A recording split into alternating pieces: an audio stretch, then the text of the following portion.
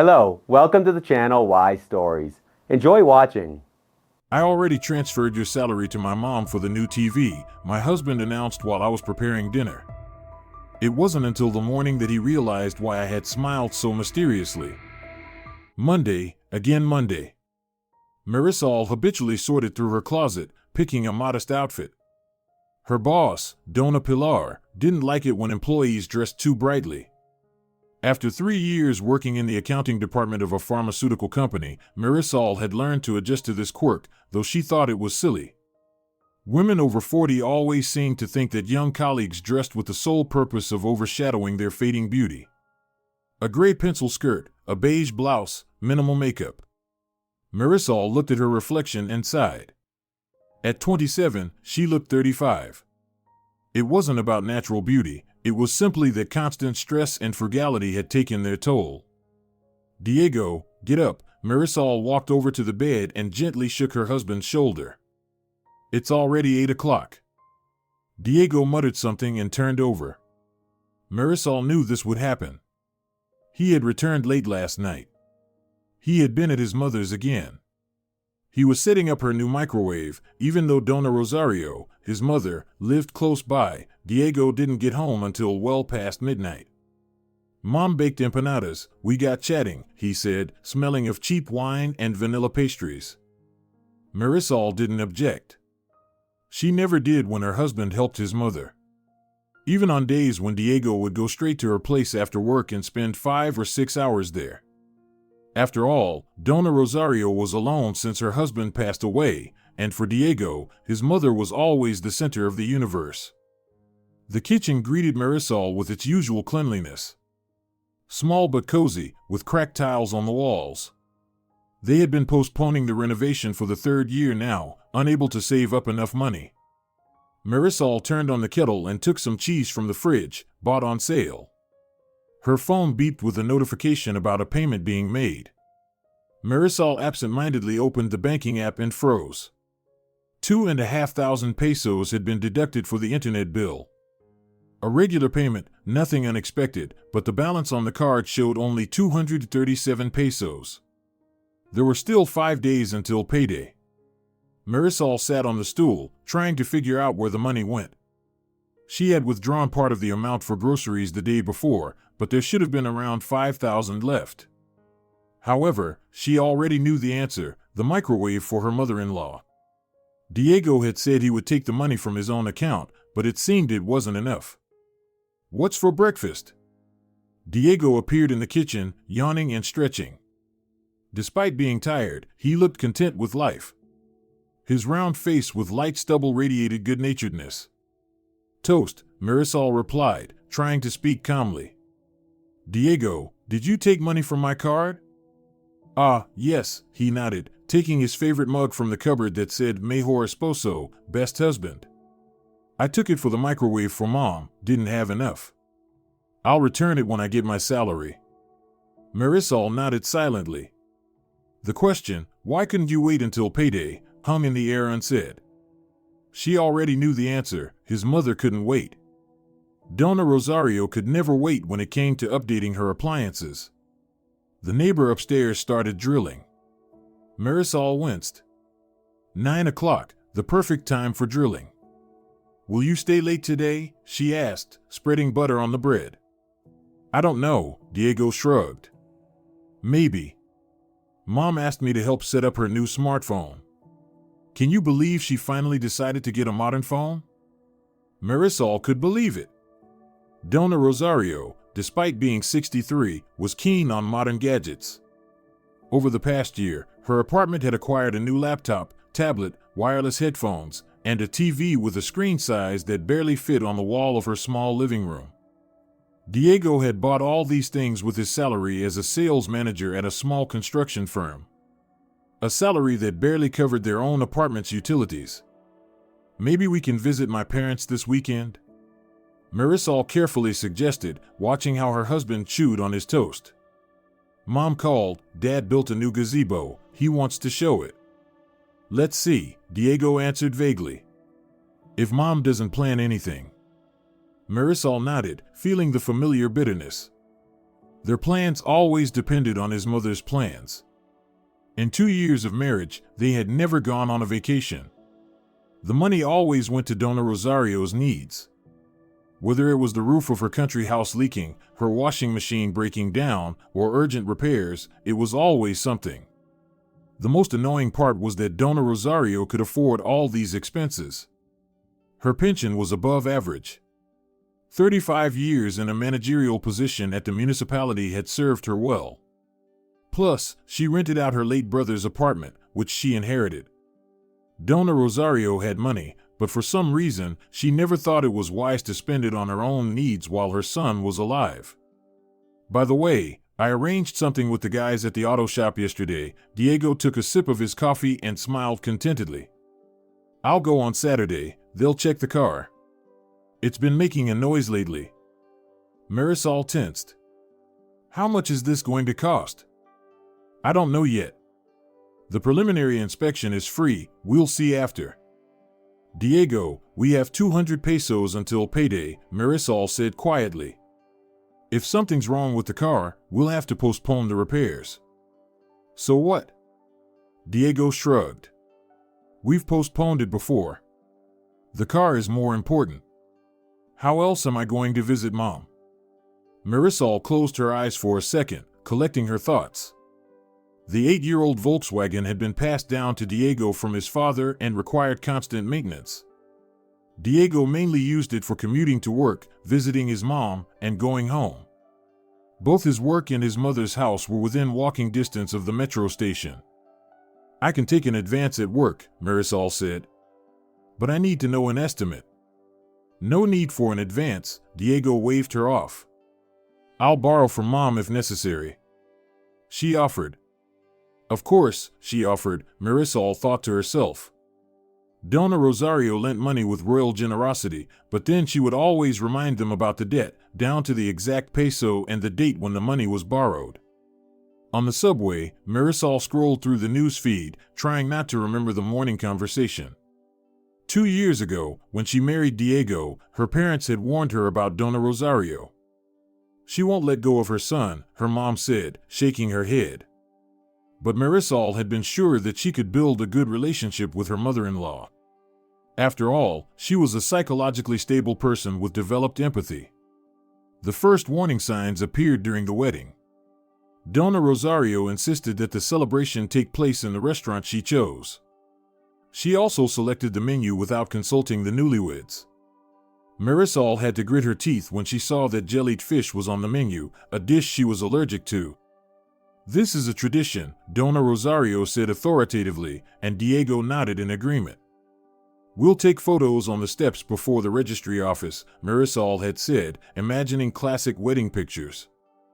No, we're going to the park. I've already arranged it with the photographer, her mother-in-law cut her off. So they went to the park, even though it was drizzling, and the wind was messing with the veil. Over time, Dona Rosario's control only grew stronger. She intruded into the young couple's life, offering unsolicited advice on everything, from choosing bed linens to planning children. You're too young for this. Live for yourselves first, she'd say whenever Marisol mentioned the possibility of having children. And Diego would agree, Mom's right, we should get financially stable first. They could never seem to get financially stable because any savings they managed to put aside always went straight into Dona Rosario's bottomless pit of needs. At first, Marisol tried to protest. After another 3,000 pesos spent on helping her mother-in-law, she hinted that they didn't have enough for themselves. Diego looked at her confused. But that's my mom. Do you want me to abandon her? She's given everything for me. Stories about how Dona Rosario went hungry but bought her son trendy jeans, how she saved on everything to send him to summer camp, how she denied herself new clothes but paid for his soccer lessons. These stories Marisol heard regularly. And not only from her husband but also from her mother-in-law herself. The maternal sacrifice was the trump card that Dona Rosario played every time she needed to get another sum of money from her son. On her way back from work, Marisol stopped by the grocery store. 200 pesos on the card, plus 300 in cash in her wallet. Not much to splurge. She walked slowly between the aisles, mentally calculating the cost of the most necessary items. Mariesita, a familiar voice called out. Dona Rosario, with a basket full of groceries, was approaching her, beaming with a smile. Despite her age, her mother-in-law looked youthful. Well-groomed hair, a stylish coat, high-heeled shoes. "Hello, Dona Rosario," Marisol forced a smile. "How are you?" "Wonderful," her mother-in-law lowered her voice to a conspiratorial whisper. "I just came from the travel agency. Can you believe it, a last-minute deal to Cancun? Only 45,000 pesos and a 5-star hotel." Marisol felt something tighten inside.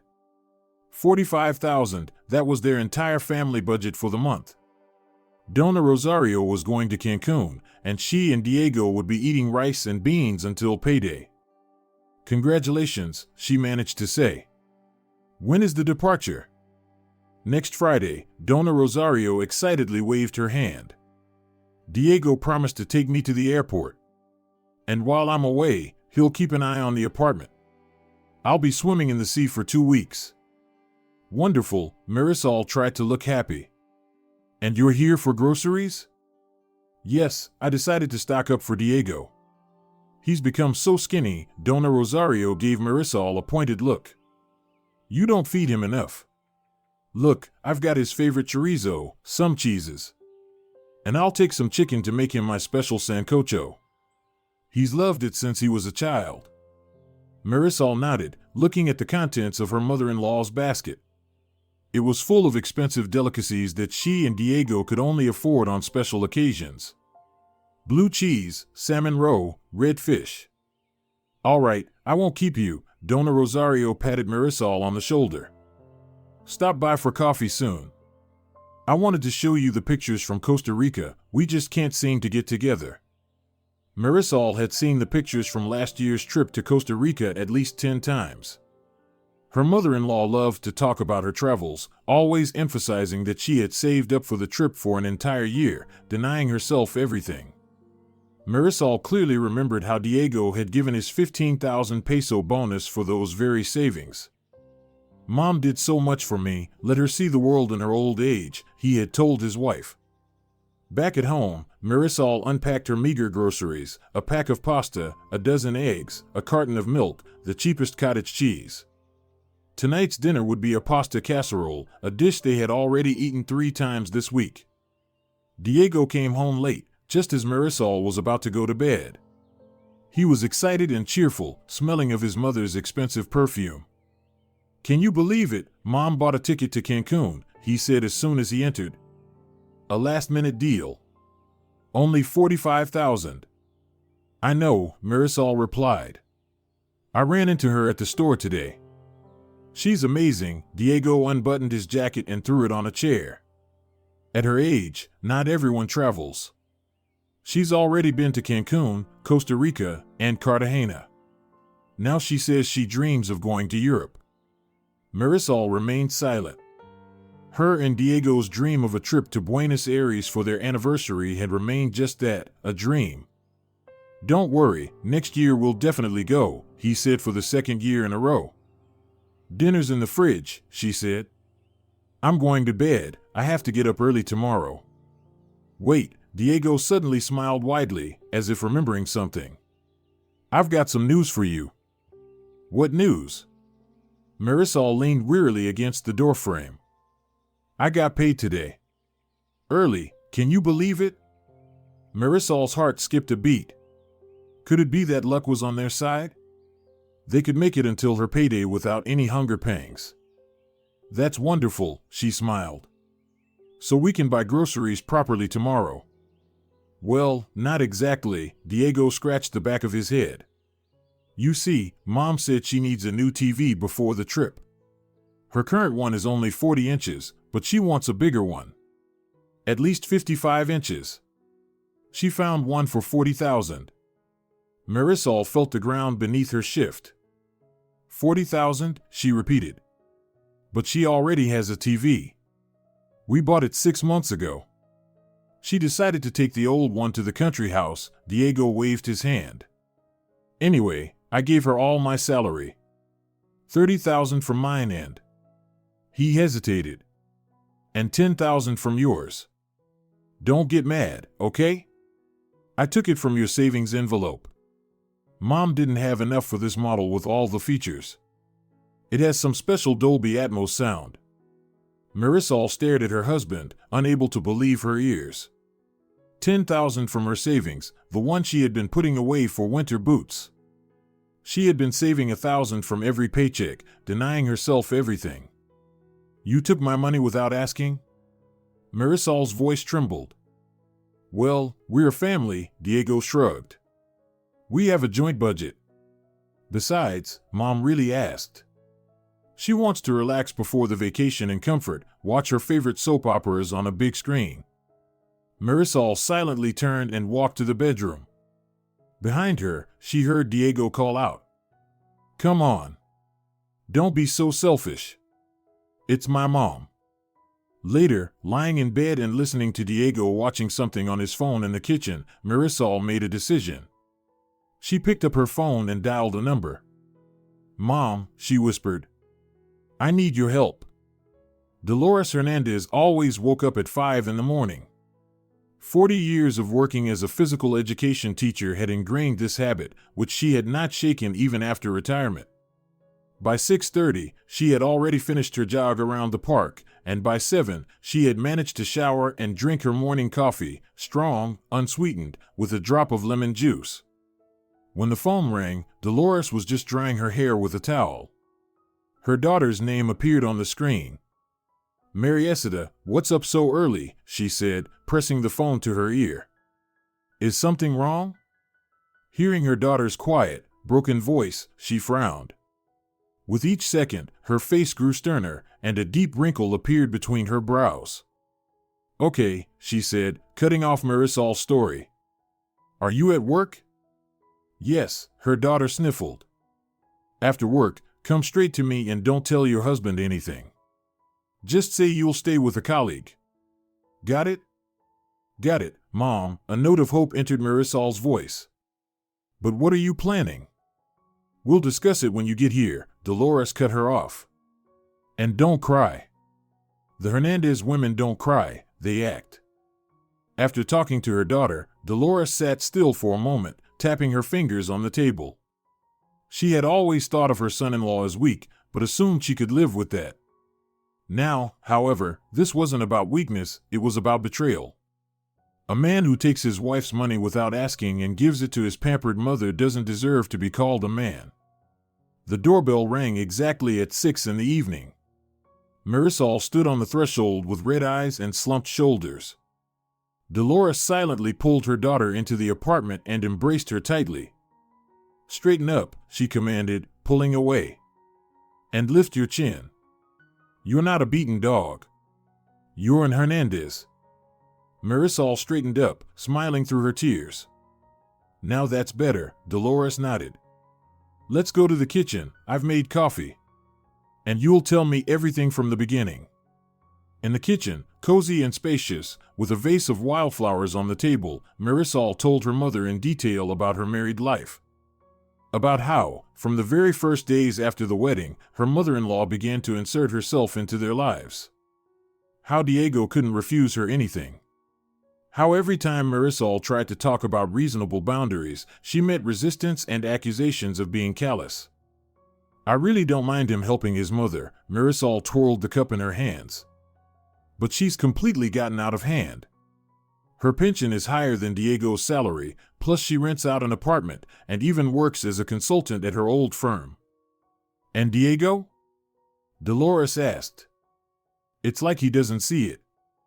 Malacriado Mammon, Dolores stated. You know, I always had boys like that in my class. You can spot them right away, they look around, have no opinion of their own. There's always a candy hidden in mom's pocket for them. Then they grow up, and their character stays the same. But Diego's not like that, Marisol tried to defend her husband. He's good, kind. It's just his mother manipulates him. She manipulates him because she can, Dolores cut in. And maybe because he lets her. Do you have access to his accounts? Yes, we have joint cards. We agreed when we got married that we wouldn't hide anything from each other, Marisol bitterly smiled. But it turned out to be a one-sided agreement. Dolores stood up and walked to the cabinet. She took out a half-empty bottle of tequila and 2 shot glasses. This situation calls for tequila, she said. I think better this way. Marisol didn't argue. She rarely drank, but now she really needed something stronger than coffee. Here's the plan, Dolores poured tequila into the glasses. Tomorrow you take a day off from work. But I have a report. Day off, her mother repeated firmly. You'll say you're sick, or whatever. In the morning, when your husband leaves for work, you'll let me into the apartment and head over to Aunt Carmen's. Remember where she lives? And Condessa, yes, Marisol nodded. But why? You're better off not knowing the details, Dolores smiled mischievously. That way, you can honestly say you weren't aware later on, at court. At court? Marisol exclaimed in fear. Just a joke, sweetie, Dolores smiled gently, but there was something in her eyes that made Marisol shiver. We're just going to have a little talk with your dear husband. I'll handle it. You're not going to do anything bad to him, are you? Marisol cautiously asked. Depends on what you consider bad, Dolores shrugged. I won't hurt him physically, if that's what you mean. But I guarantee, after our conversation, he'll think twice before wasting your family's money on his mama's whims. Marisol nodded uncertainly. She had never seen her mother this determined.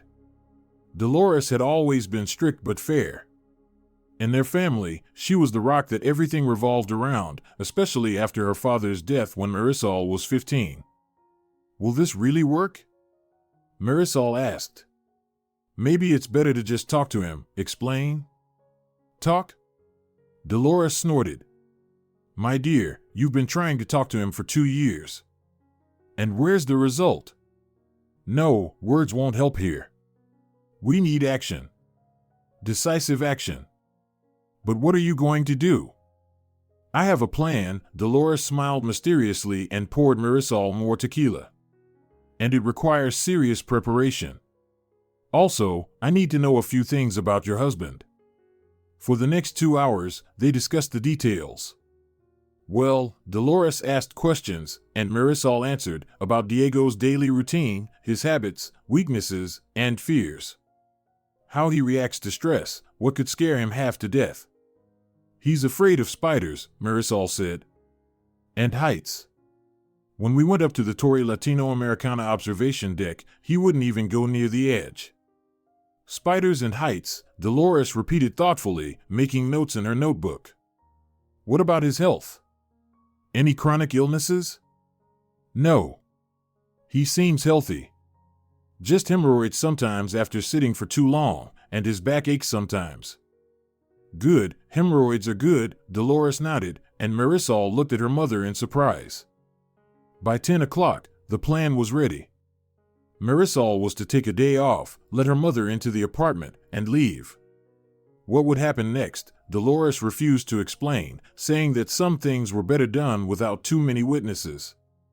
Are you sure this will work? Marisol asked one last time, standing in the hallway. Sweetie, Dolores placed her hands on her daughter's shoulders. After 40 years of teaching, I've learned how to deal with the toughest teenagers. Your husband is just an overgrown child, spoiled by his mama. Trust me, after my lesson, he'll be a completely different person. At that moment, Marisol remembered an incident from her childhood. She was 12, and some boy in the yard had pulled her braid and called her a fool. Dolores, who happened to witness the scene, didn't shout or scold. She just walked over to the boy, leaned toward his ear, and said something quietly. The boy turned pale, then red, and stammered an apology to Marisol. The next day, he brought her a chocolate bar and apologized again. From then on, he always greeted them and kept his distance. What did you say to him? Marisol had once asked her mother. To the boy who pulled my braid? Nothing special, Dolores shrugged. I just explained what happens to those who hurt girls. especially those whose mothers teach physical education. Now, looking at her mother's determined face, Marisol felt both fear and relief. Fear about what was to come, and relief from the thought that she was no longer alone with her problem. "Okay," she nodded. "I'll do it just as you said." "That's my girl." Dolores kissed her daughter on the forehead. "Now go home and act like usual. Not a word about our conversation, understand?" At home, Diego greeted her with a certain wariness. He clearly expected the continuation of their morning conversation and was surprised when Marisol acted as if nothing had happened. "You're late," he remarked when she was taking off her shoes in the hallway. "I was with Paula from work," Marisol lied, avoiding his gaze. "Her birthday is next week. We were discussing a gift from the team." "Ah," Diego sighed with relief. "I thought you were upset about the money." "Of course not," Marisol forced a smile. "What could there be to be upset about between family members? We're family." Diego beamed and came to hug her. Marisol endured his embrace, though inside, everything boiled with anger. "I've always known you would understand," he mumbled into her hair. "You are the most understanding and kind person I know." "Not like some," he faltered. "Some?" Marisol asked. "Well, you know, other wives," Diego stumbled. "Mom says that her friend, Donna Isabel, has a daughter-in-law who is so greedy she never gives her mother-in-law any money, not even for medicine. And an old person needs a lot of things." Marisol clenched her fists in her jacket pockets. Only now did she fully grasp how deeply Donna Rosario had ingrained such a distorted view of normal family relationships into her son's mind. In his worldview, it was completely normal to give all the money to a mother who lived better than them. And it was monstrously wrong to refuse her anything. At night, lying next to her peacefully snoring husband, Marisol thought about the next day. She was both scared and curious at the same time. What did her mother plan? How was she going to re-educate Diego? One thing was certain, Dolores was not someone who threw words around carelessly. If she said she was going to conduct some re-education, that's exactly what would happen. The next morning, after sending her husband off to work, Marisol made the first call to her boss. "Donna Pilar, I won't be able to come today," she said with a guilty tone. "I have a fever and my throat hurts." "Very inconvenient, Marisol," her boss grumbled. "We have an audit today. But if you're sick, then of course, rest. Thank you for understanding. I'll definitely be there tomorrow." The next call was to her mother. "I'm ready," said Marisol. "Diego's gone. I've taken the day off." "I'll be there in half an hour," Dolores replied shortly and hung up. These 30 minutes passed in strange numbness for Marisol. She mechanically tidied up the apartment, packed a bag with the necessary things for the trip to Aunt Carmen's. Several times, she almost changed her mind and wanted to call her mother to cancel the whole plan. But each time she remembered yesterday's conversation with Diego, his indifferent "we're family," as an excuse for theft, and her resolve returned. Exactly 30 minutes later, the doorbell rang. Dolores was standing at the doorstep, but in a completely unusual appearance. Instead of her usual tracksuit or strict dress, she was wearing camouflage pants, a black turtleneck, and army boots. Her gray hair was hidden under a black bandana, and 2 streaks of dirt stained her face like a special forces soldier. "Mom," Marisol lost her words. "What is this masquerade?" "Psychological impact," Dolores replied seriously, entering the apartment. "It's not just about the lesson itself, but the surroundings." In her hands was a bulky sports bag. Marisol glanced at it warily.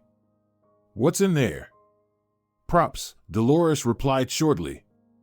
"You'd better tell me what time your husband will be back. He usually comes around 6, but today he might be earlier. They have a shorter day on Wednesdays. Then we need to prepare for around 1 p.m., Dolores glanced at her watch. "We have 4 hours. Enough." "Mom, are you really sure that?" "Sweetheart," Dolores took her by the shoulders. "Trust me, I know what I'm doing. Now, go to Aunt Carmen's like we agreed." And turn off your phone. I don't want you getting anxious. Okay, Marisol hugged her mother. Be careful. Careful is my second name, Dolores smiled. Go now. As Marisol left the apartment, she took a look at the familiar entrance, shabby walls, the worn-out elevator button, graffiti on the first floor wall. Such a familiar, such an ordinary world. And today, something completely extraordinary was going to happen in it. Dolores Hernandez hadn't always been the intimidating woman with iron principles and a firm grip.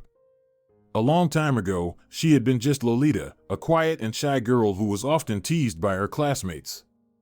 That was until a new gym teacher, Professor Carmen, a war veteran with a Courage Medal, arrived in 7th grade. She didn't just teach the children how to pull themselves up and run, but she instilled character in them. It was Professor Carmen who recognized the future Iron Lady in the quiet Lolita. You have a backbone, girl, she would say. You just haven't learned how to use it yet. Under her guidance, Lolita not only became the captain of the volleyball team but also entered the physical education faculty at the teaching university. After graduation, Dolores married Jose Hernandez, her classmate. They both worked at the same school and were happy until Jose died in a car accident, leaving Dolores alone with their 15-year-old daughter. It was then that Dolores swore to herself that she would never let her daughter become a victim and would raise her to be strong and independent. And now, watching her daughter suffer from a shameless manipulator, Dolores felt it was time to intervene. Not because she didn't believe in Marisol's ability to solve the problem herself, but because some men required special methods of education. Methods that her Professor Carmen had taught her. After Marisol left, Dolores surveyed the apartment. 2 rooms, small but cozy despite the obvious lack of renovation. There were magnets with pictures of various cities on the fridge. I wonder if Marisol brought any of them, or if they were all trophies from her mother-in-law's travels. On the living room table, there was a framed photograph, Marisol and Diego on their wedding day. Dolores took it in her hands, studying her son-in-law closely. A soft, slightly plump face, a good-natured smile. A typical mama's boy, according to Dolores. These types are usually kind and compliant with everyone except their wives. Because with their wives, they don't have to try hard. She won't go anywhere. Well, dear, she said, addressing the photograph. Today, you'll find out what a real stress test for a man looks like. She placed the photograph back and opened her bag. She pulled out several strange items, a roll of rope, duct tape, a thick black scarf, a knife in its sheath, and a rubber glove, like a medical one. When the preparations were complete, Dolores sat in the living room chair and began to wait. She knew that men like Diego were predictable. He would definitely come home for lunch. These mama's boys weren't used to eating in diners. His mother had surely taught him from a young age that homemade food was the healthiest. And sure enough, around 1 p.m., the key turned in the lock. Dolores smiled and prepared for the meeting. Mariesita, are you home? Diego's voice called from the hallway. I'm earlier today. The bosses went to a meeting, so I. He stopped, seeing the strange figure in camouflage at the kitchen door. Dolores slowly rose from her chair, staring at her son-in-law with an unwavering gaze. The same one that had made generations of schoolboys tremble when they tried to skip gym class. Hello, Diego, she said in a deliberately calm voice. I've been waiting for you. We need to have a serious talk. Diego turned pale and stepped back toward the door, but Dolores was faster. With surprising agility for her 60 years, she was behind him in an instant and slammed the door shut with force. Hiding is useless, she said, walking around Diego and standing between him and the exit. Today, you're not leaving until we sort out all our issues. What issues? Diego stammered. Where's Marisol? What are you doing in our apartment? Marisol is in a safe place, Dolores replied, slowly putting on a rubber glove on her right hand. As for you, dear son-in-law, you are in a very, very dangerous situation. Dolores carefully watched his reaction. He was retreating to the wall, his breath quickening, his pupils dilated, classic signs of fear.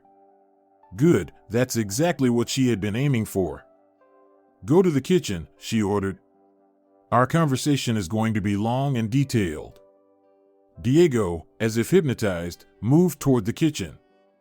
Dolores followed him, pulling the roll of tape from her pocket. Suegra, Diego muttered, turning around and only now recognizing his mother-in-law under the camouflage paint. Exactly, Dolores corrected him. And today, you'll understand the difference between mother-in-law and your little mama. Believe me, it's huge. When they reached the kitchen, Dolores pointed to a chair. Sit down. And don't even think about moving. Diego, not daring to disobey, lowered himself onto the chair. His gaze darted from his mother-in-law's face to her gloved hand, to the knife on the table, and back again. What are you going to do? He squeezed out. Make a man out of you, Dolores simply replied. Since your mother failed at that task for 30 years, it looks like it's up to me. My methods, of course, aren't as gentle, but they're effective. She smiled, and that smile made Diego feel utterly uneasy. I've heard you like helping your mother, Dolores continued, walking around the chair so that Diego had to turn his head to keep her in view.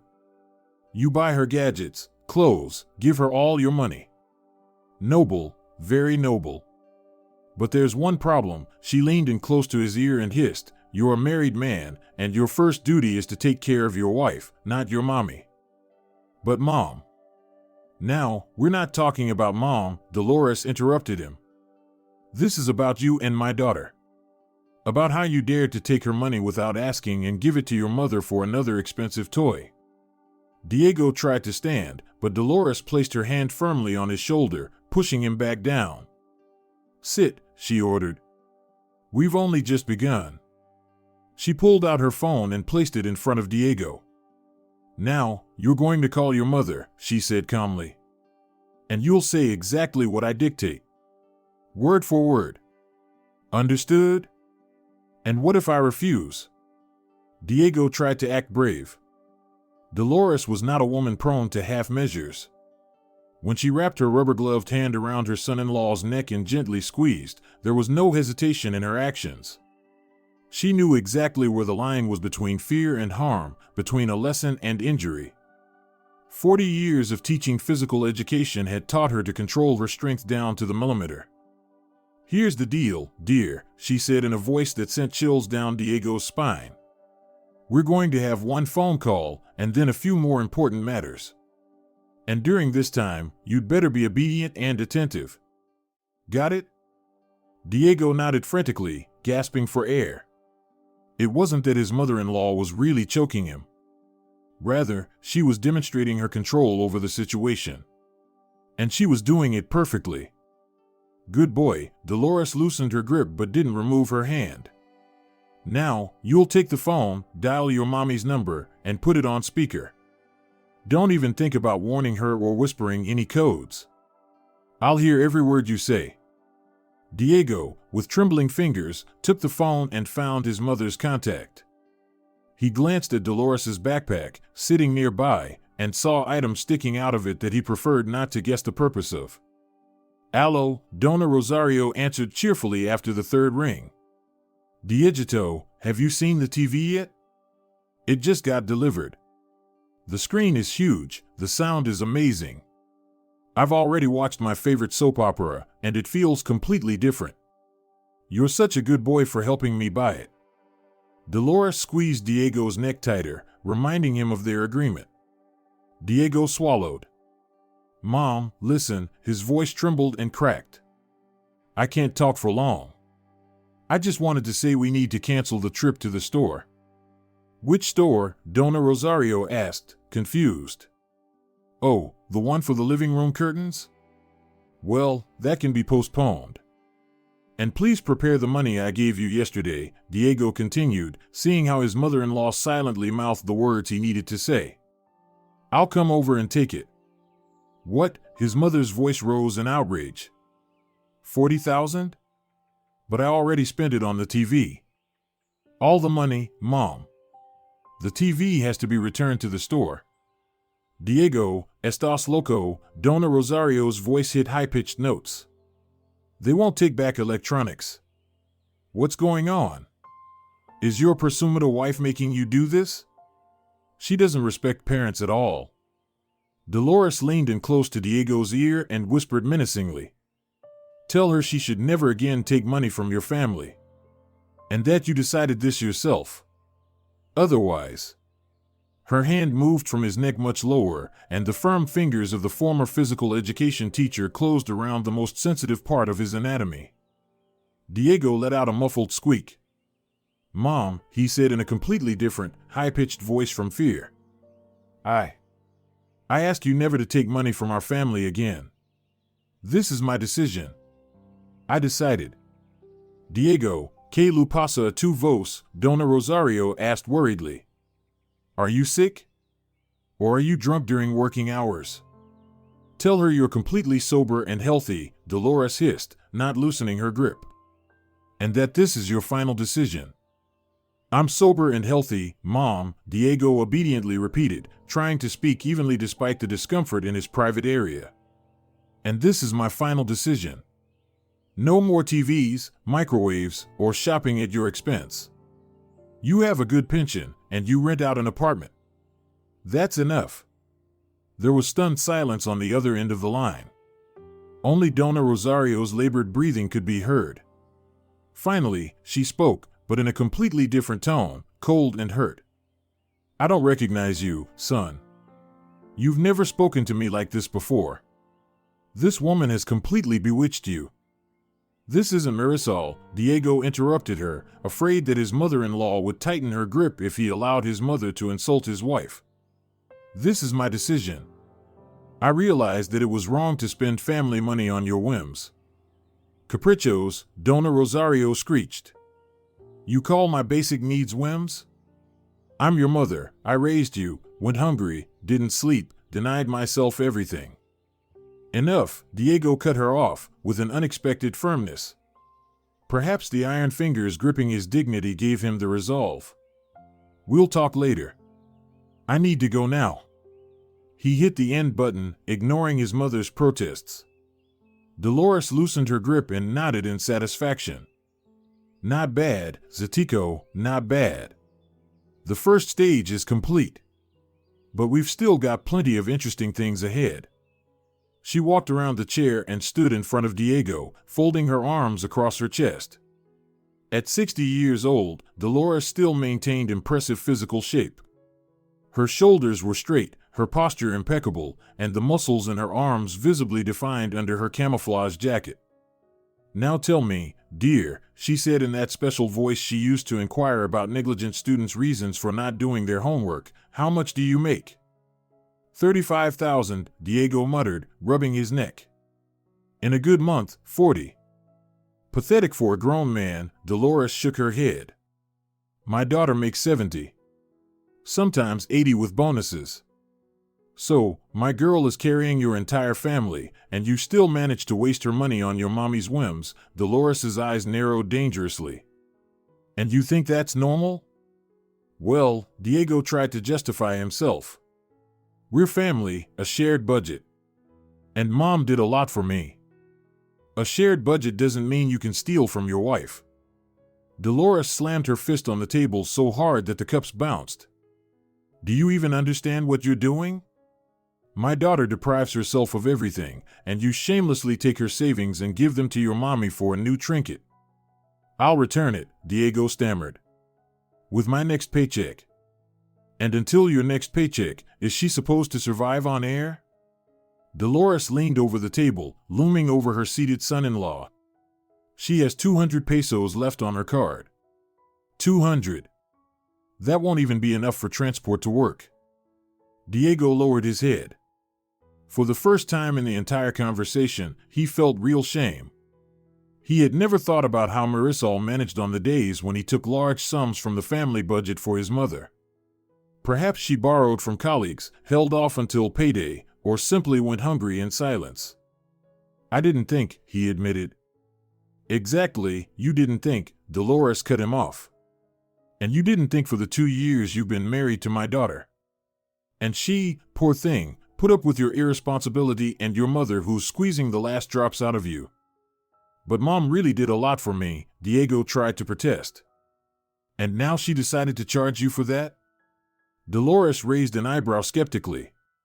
You know, I raised Marisol alone after my husband died. But it never occurred to me to demand money from her for TVs and trips to Cancun. Diego was silent. He had no reply. Now listen carefully, Dolores walked around the table and leaned in close to her son-in-law. We're going to make another call. This time to your boss. Why? Diego jerked in fear.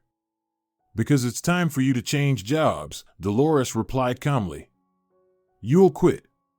Today. But. No buts, she interrupted him. There's nothing waiting for you at your current job except a pitiful salary and wasting your time. I've found you a much better position. With prospects and an income that's worthy of a man, not a boy running errands. Diego stared at his mother-in-law with wide eyes. In his world, such things simply didn't happen. For his mother-in-law to barge into his life and radically change it. It felt like a crazy dream. I'm not quitting, he tried to show firmness. I have a stable job, a good team. And a pathetic salary, Dolores finished for him. Listen, Zatico, you have two options. The first, you do everything I say, and as a result, you become a real man with a decent income and your wife's respect. The second option, she paused, and her eyes narrowed dangerously. The second option, you won't like. For emphasis, she put on the rubber glove again and slowly squeezed and released her fingers. The sound was ominous. If I quit, Diego began hesitantly, how will I find a new job? There's a crisis, it's hard to find work. I've already arranged everything, Dolores waved him off. I have connections. You're expected at my old friend's company. The salary is 1.5 times your current one, plus quarterly bonuses. But I'll warn you now, you'll have to work for real, not just sit around like you're used to. Diego was stunned. Despite the absurdity of the situation, the offer sounded tempting. He had been stuck in a low-paying job for a long time, with no promotions or prospects. Changing something was scary, but deep down he knew his mother-in-law was right. And if I don't make it, he asked quietly. You will, Dolores replied confidently. I believe in you. Somewhere deep beneath this mama's boy exterior, there's a real man. We just need to get him out. She handed him the phone. Call your boss. Tell him you're resigning effective today. You can come up with any excuse, family circumstances, moving, whatever. Just be firm. Diego took the phone and, after a moment of hesitation, dialed his manager's number. The manager answered almost immediately. Licenciado Manuel, hello, Diego began, and was surprised at how firm his voice sounded. Perhaps the presence of his formidable mother-in-law gave him the resolve. I'm calling to inform you that I'm resigning effective today. What? The boss asked, surprised. Are you serious, Diego? Why the rush? I've received another offer, Diego glanced at Dolores, who nodded approvingly. With better conditions. I understand I need to give 2 weeks' notice, but if possible, I'd like to leave today. I've already finished all my current tasks. Licenciado Manuel responded unexpectedly. Well, if you've made up your mind, come by today, write your resignation letter, and I'll sign the clearance. It's a shame to lose such an employee. Diego had to stifle a surprised exclamation. In 3 years of working there, it was the first time he'd heard his boss refer to him as such an employee. Usually, Licenciado Manuel was stingy with praise and generous with criticism. Thank you for understanding, Diego said. I'll come in an hour. After ending the call, he looked at his mother-in-law with some surprise. He agreed to let me go right away. And even said it's a shame to lose such an employee. Of course he did, Dolores snorted. They always say that when someone is already leaving. Where were those words when you worked there for peanuts? She shook her head. All right, let's go. Where to? Diego asked, confused. First, to your former boss to finalize the resignation. Then to my friend's place to get you a new job. Dolores checked her watch. If we hurry, we'll get everything done before the evening. The office of the construction company where Diego worked greeted them with sleepy silence.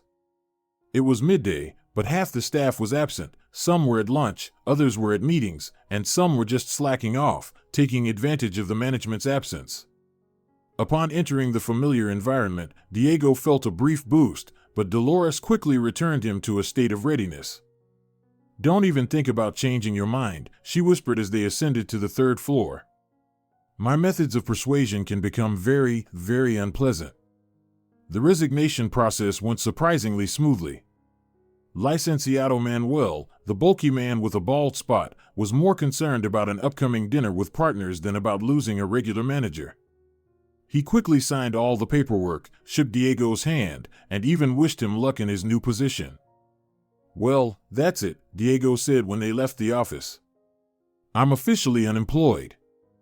"Not for long," Dolores reassured him.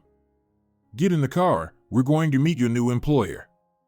They got into Diego's old Volkswagen, and Dolores dictated the address. It was on the other side of the city, in a business district with tall glass buildings. "What company is this?" Diego asked cautiously as he turned onto the avenue. "A construction materials manufacturer," Dolores replied. "Don Rafael, my old friend, owns the factory and a network of stores. He needs a smart sales manager with experience in the construction industry." "But I'm not sure I'm a good fit," Diego grew nervous. "I only have experience at a small company. I've never worked at a big one." "Stop undervaluing yourself," Dolores interrupted him. "Don Rafael looked at your resume and thinks you're a perfect fit. He knows how to read people." You showed him my resume?" Diego exclaimed, shocked. "But how? Where did you get it?" "Your sharp wife sent it," Dolores smirked. "Don't think this operation to save you came up spontaneously. Marisol and I planned it all carefully." Diego fell silent, processing the information. He didn't know which amazed him more, that his wife was involved in this strange conspiracy, or that his mother-in-law was seriously focused on managing his career. The Office of Materials de Construction Plus took up 3 floors in a modern business center. They were greeted at the entrance by a secretary, who, upon seeing Dolores, beamed with a smile. "Dona Dolores, Don Rafael is already waiting for you. Please, come in." They took the elevator to the top floor, where the CEO's office was located. Don Rafael, a large man in his 60s with a thick gray beard, greeted them with a broad smile. "Lolita." He spread his arms. "It's been so long." "Don't exaggerate, Rafael," Dolores smirked. "We saw each other last month at the alumni meeting." "For me, even a month without you feels like an eternity," Don Rafael joked, placing his hand on his heart. "And this, I suppose, is the son-in-law you were talking about?" He turned to Diego and gave him an appraising look. "Diego Ramirez," he introduced himself, feeling out of place. Rafael Morales, the director, firmly shook his hand. "Please, take a seat, young man. Let's talk about your future with our company." The next hour passed in a blur. Don Rafael asked Diego about his experience, posed tricky questions about the construction materials market, and tested his knowledge. Dolores silently sat to the side, not intervening but keeping a close eye on her son-in-law. To Diego's surprise, he answered confidently. It turned out that after 3 years working in a small company, he had learned much more about the market than he had thought. Gradually, his tension faded, and the conversation turned into a lively business discussion. "Well," Don Rafael finally said, leaning back in his chair, "I'm quite satisfied with our talk. When are you ready to start?" Diego hesitated. "I thought there would be a probationary interview with HR." "Maybe in another situation," Don Rafael nodded. "But since Dona Dolores recommends you, that's enough for me. I've known her for 40 years, and she's never been wrong about people." He turned to Dolores. "Lolita, I understand you want him to start right away?" "Preferably tomorrow," she nodded. So there's no time for second thoughts. Excellent. Don Rafael pressed the intercom button.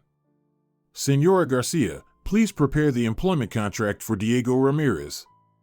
The position is Senior Corporate Sales Manager. The salary is standard for this position, plus commission from sales. He disconnected the call and turned to Diego. The standard salary is 55,000 pesos, plus commissions from deals, which on average add another 20 to 30. If you work well, a promotion is possible in 6 months. Does that suit you? Diego stared at him, unable to believe his ears. 55 plus 30 was more than double his current salary. And there were even career growth prospects. That works, he said, trying not to seem too shocked. Good, Don Rafael smiled. I'll see you tomorrow at 9. I'll introduce you to the team and get you up to speed. But now, please excuse me, I have a video conference with partners from Guadalajara in 15 minutes. He stood up, signaling that the meeting was over. Diego and Dolores also stood. At the door, Don Rafael placed a hand on Diego's shoulder and quietly said, I'm giving you this chance not only because of your experience, but also out of respect for Dona Dolores. Don't let her down. And remember, even though she's retired, she can still do 15 pull-ups in a row without stopping. I don't recommend upsetting her. Diego nervously nodded, unsure whether Don Rafael was joking or serious. Judging by his expression, it was both. In the hallway, Dolores nodded in satisfaction. Well, now you're set. But keep in mind, if you fail the probationary period or slack off at work, I'll know about it that same day. And then our conversation today will seem like a pleasant chat to you. I'll do my best, Diego assured her.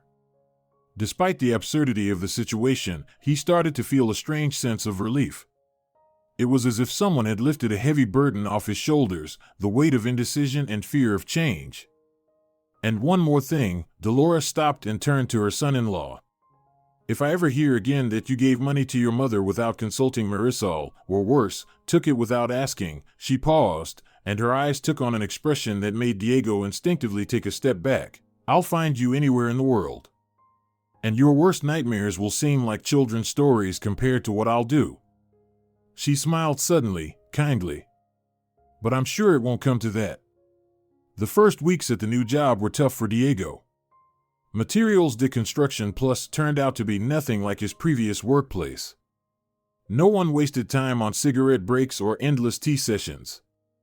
The employees worked focused and efficiently, and the management set ambitious but achievable goals. On his first day, Don Rafael personally introduced Diego to the sales team. This is Diego Ramirez, our new Senior Corporate Sales Manager, the director announced. He's joining us with good experience in the construction industry and will handle major clients. Please, welcome him. The colleagues greeted the newcomer with professional politeness, neither too warm nor hostile. Many of them had worked together for a long time and were a close-knit team. Diego had to earn their trust.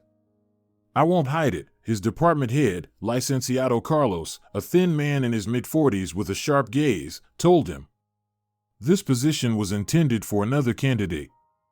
But Don Rafael insisted on you. You have 3 months on probation to prove he's not wrong. Diego nodded, feeling a chill run down his spine. What would happen if he didn't meet expectations? Dolores had made it clear that this was his only chance. That evening, when he returned home, he found Marisol calmly preparing dinner in the kitchen. She greeted him with a slight smile, as if nothing unusual had happened. So, how was your day? She asked, stirring something aromatic in the pot. Diego hesitated in the doorway, unsure how to behave. What exactly did Marisol know about yesterday's events? Was she aware of the methods her mother had used to raise him? And most importantly, how should their relationship proceed after everything that had happened? I got a new job, he finally said. At Materials de Construction Plus. I start tomorrow. Really? Marisol raised her eyebrows, as if surprised. And what caused such a change? Diego walked into the kitchen and slowly sank into a chair. You know why, he said softly. Your mom. She came by yesterday. Mom? Marisol feigned surprise. She was here? Strange, she didn't tell me. Marisol, Diego sighed. Let's not play these games. I know you planned everything together. Marisol turned to him, and the mask of innocence disappeared from her face. Yes, we planned it, she admitted. So, what are you going to do now? I don't know, Diego replied honestly. I guess I should apologize to you for taking your money without asking. For not thinking about how hard it must have been for you to carry everything on your own. He expected reproaches, but Marisol silently returned to the stove. For a while, only the soft bubbling of the soup and the sound of the spoon tapping the pot could be heard in the kitchen. I'm not angry with you, Diego, she finally spoke. I'm just tired. Tired of our relationship always coming third, after your work and your mother. Tired of saving on everything while your mother travels abroad and changes TVs every 6 months. That won't happen anymore, Diego said firmly. I talked to Mom. She knows now that she can only count on reasonable help. No more TVs or microwaves. Marisol turned around, and a slight smile appeared on her face. And did you figure that out on your own, or did, let's say, a little lesson from my mom help? Diego involuntarily shuddered, recalling Dolores's iron grip. Let's just say your mom knows how to be convincing, he rubbed his neck, where it seemed like the traces of her fingers were still there. What exactly did she tell you? Nothing specific, Marisol shrugged. She just said she had a talk with you and that now you'll be a completely different person. Diego didn't go into details. After all, some things were better left between him and his mother-in-law. I'll be making much more at the new job, he said, changing the subject. 55,000 salary plus commission from sales. If all goes well, it'll total around 80 to 90,000. That's wonderful. Marisol replied, genuinely happy. Then we'll really be able to finally renovate. And maybe even go on vacation somewhere. We'll definitely go, Diego nodded. I promise. He stood up and awkwardly hugged his wife. She didn't pull away, but she didn't return the embrace with the same warmth. Diego understood that it would take time to rebuild the trust, but he was ready to work on it. The first month at the new job was a real test. Diego came home drained, like a squeezed lemon. The schedule was tight, the expectations were high. He was getting familiar with the client base, studying the company's range of products, and working on sales techniques. You're holding up well, Licenciado Carlos noticed after a particularly tough day when Diego managed to close a deal with a difficult client. Not every newbie can handle this pace. I'm trying, Diego replied briefly, though inside he was elated by the small compliment. Things at home began to change too. With each passing week, Marisol became a little warmer, a little more open. They started planning the future together again, saving for renovations, discussing the possibility of buying a new car instead of the old Volkswagen. One evening, while they were sitting in the kitchen and having dinner, Diego asked, "What do you think? Maybe we could invite your mom for the weekend. I'd like to, thank her for getting me this job." Marisol looked at him in surprise. Really? You want to see my mom? After everything that's happened? Exactly why I want to, Diego put his fork down. I've been thinking a lot lately about us, about your mom, about mine. And I realized that Dona Dolores did for me what my own mother never did. She made me grow up and take responsibility for my life. Marisol smiled. She's like that. She knows how to motivate. That's putting it mildly, Diego nervously chuckled. But I really am grateful to her. So, please, extend the invitation for dinner. Dolores walked into their apartment, as always, decisively and directly. This time, she was dressed in ordinary clothes, a strict suit, and had a neat hairstyle. But Diego still involuntarily stepped back when she extended her hand for a greeting. "Hello, Zatico," she said with a slight smirk. "How are you?" "Good, Dona Dolores," Diego nervously shook her hand, trying not to show his fear. "Please come in, we're waiting for you." In the kitchen, Marisol was already setting the table. Diego secretly spent half of his first bonus on this dinner. He bought good wine, delicacies, even ordered a cake from a trendy pastry shop. "I see things have worked out here," Dolores commented approvingly, surveying the richly set table. "How's the work going, Diego?" "Great," he replied proudly.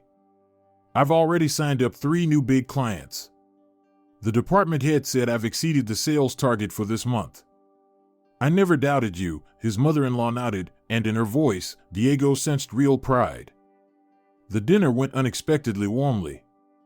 They talked about work, future plans, and even touched on the topic of a possible addition to the family. "I want grandchildren," Dolores declared without hesitation. "It's time." "Mom, we need to finish the renovation first," Marisol replied. "I don't want the baby breathing in construction dust." "How much are you saving for the renovation?" "We've already saved around 100,000, Diego proudly informed her. "In about 3 months, we'll be able to start." "Well done," Dolores approved. "And how's your mother doing?" she asked suddenly, looking intently at Diego. Diego hesitated. His relationship with his mother had become strained after the memorable phone call. Dona Rosario was upset that her son stopped showering her with expensive gifts, and she didn't answer his calls for a month. Then she thawed, but their communication became much cooler. "Fine," he replied evasively. "I try to help, but within reasonable limits." "And how much is that in money?" Dolores pressed. 10,000 a month, Diego replied. "Marisol and I discussed it, and we decided this amount is affordable for us, and it's enough for my mom." "Reasonable," Dolores nodded. "Just make sure those reasonable limits don't start expanding." After dinner, when Marisol went out to the balcony to talk to a friend on the phone, Dolores gestured for Diego to come over. "I see you've come to your senses," she said quietly. "That's good. But remember, I'm always watching. And if I find out you've gone back to your old ways—" "You won't find out," Diego said firmly. "I've learned a lot during this time. Your lesson was clear." "That's great," Dolores unexpectedly smiled almost kindly. "You know, I'm starting to like you, Zatico. I think you might make a good husband for my girl." Diego didn't know how to react to this unexpected compliment. "Thank you," he awkwardly said. "I'm really grateful to you for everything, for bringing me back to my senses." "No need to thank me," Dolores waved it off. "It was my pedagogical duty. 40 years of experience can't be drunk away, as they say." 6 months passed. Winter turned to spring, and then to hot summer. A lot had changed in Diego and Marisol's lives. The renovation they had long dreamed of was almost finished. Fresh wallpaper, new tiles in the bathroom, modern kitchen furniture. The apartment was unrecognizable. Professionally, Diego was doing well. He had not only settled into his new job but had become one of the best managers. His salary had increased to 120,000 pesos a month, and Don Rafael had already hinted at a potential promotion to department head. Relations with Dona Rosario had also improved, as much as was possible.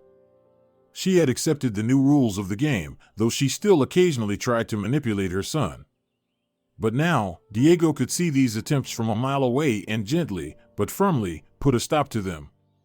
One hot July morning, Diego was making breakfast when Marisol came out of the bathroom with a mysterious smile. "I have news for you," she said, sitting down at the table. "What kind?" Diego flipped the eggs in the pan. "Remember we talked with your mom about grandchildren?" Marisol placed a small plastic strip on the table. "It looks like she won't have to wait long." Diego stared at the pregnancy test with 2 clear lines, unable to believe his eyes. We. He stammered, trying to collect his thoughts. "We're going to be parents?" Marisol nodded, and her eyes filled with happy tears. "I saw the doctor yesterday. 8 weeks along." Diego rushed to his wife, hugged her, and spun her around the kitchen. "This is wonderful," he exclaimed. "I'm going to be a father. We need to get everything ready. The nursery, the stroller, the crib." "Calm down," Marisol laughed. "We still have time. The baby won't be here until February." "We need to call your mom," Diego suddenly said. "She should be the first to know." Marisol looked at him in surprise. "What about your mom?" "We'll tell her too, of course," Diego nodded. "But your mom, she deserves to know first. Without her, we might not have even decided to have a baby. We would have continued living in debt and arguments." He took the phone and dialed Dolores's number. She answered after the second ring. "I'm listening closely, Zatico." "Dona Dolores," Diego said solemnly. "We have news for you. You're going to be a grandmother." There was silence on the other end of the line, followed by a joyful exclamation. "Poor Finn. I thought I'd have to raise you two again." They both laughed, and Diego caught himself thinking that for the first time, he was laughing with his mother-in-law instead of shrinking in fear at the sound of her voice. When the call ended, he hugged Marisol and quietly said, "You know, I never thought I'd say this, but I'm grateful to fate for your mom. For her being the way she is." "She's special," Marisol agreed. "Sometimes scary, sometimes impossible, but always fair. And she always knows what she's doing. You know, sometimes I still wake up in a cold sweat from a nightmare where she's chasing me in her camouflage," Diego admitted. Marisol laughed. "And I just recently found out what she did to you. Mom didn't tell me the details for a long time, but then she couldn't resist and confessed. She says she hasn't had so much fun in a long time." "Fun?" Diego exclaimed. "I almost died from fear. Especially when she put on that awful glove. But now you're the model husband and future father," Marisol winked. "Admit it, it was worth it." Diego paused for a moment, then sincerely answered, "Yes, it was. Definitely worth it." That evening, they went to Dona Rosario's to share the joyful news. The mother-in-law greeted them with her usual mix of hospitality and mild condescension. Come in," she fussed. "I just baked tres leches. Sit down, I'll make coffee." Diego and Marisol exchanged glances. Dona Rosario sensed that they hadn't come just for a visit and became cautious. "Is something wrong?" "Something's happened, Mom," Diego nodded. "Something very important and joyful. We're going to be parents. Marisol's pregnant." Dona Rosario gasped and pressed her hands to her chest. "Dios mío. Is it a grandson or granddaughter?" "We don't know yet," Marisol smiled. "We'll find out in a couple of months." "We have to celebrate this," the mother-in-law fussed. "I have some champagne somewhere." Marisol, of course, can't drink, but we can, Dieguito, we can toast to the health of the future Babito. She dashed to the cupboard and started rummaging through it. Diego seized the moment and quietly told Marisol, "Get ready, it's about to begin." And indeed, after pouring herself and her son a glass of champagne, Dona Rosario spoke in a completely different tone. "Now you'll need lots of things for the baby. The stroller, crib, clothes. That's a lot of money. And I need to do the kitchen renovation, the tiles are falling off. But of course, I understand that the baby is more important, I'll wait."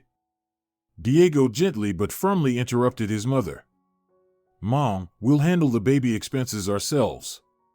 I'm making good money now. As for your kitchen, tell me how much you need for the materials, I'll help within reason." Dona Rosario blinked, not used to hearing such a tone from her son. "Well, maybe 40,000, just for the tiles and glue." "I'll give you 15 for the materials," Diego said calmly. "That's the maximum we can allocate right now, considering the upcoming expenses for the baby. Hire a worker at your own expense." Dona Rosario opened her mouth to protest, but when she met her son's gaze, she suddenly stopped. There was something in his eyes that she hadn't seen before. Some new firmness, self-assurance. "Okay," she unexpectedly agreed easily. 15, then. Gracias, hijito. On their way home, Marisol remarked with surprise. She didn't even try to start a scandal. She just agreed. That's not like her. You know, Diego said thoughtfully, I think she finally realized I've grown up. And that the old methods don't work anymore.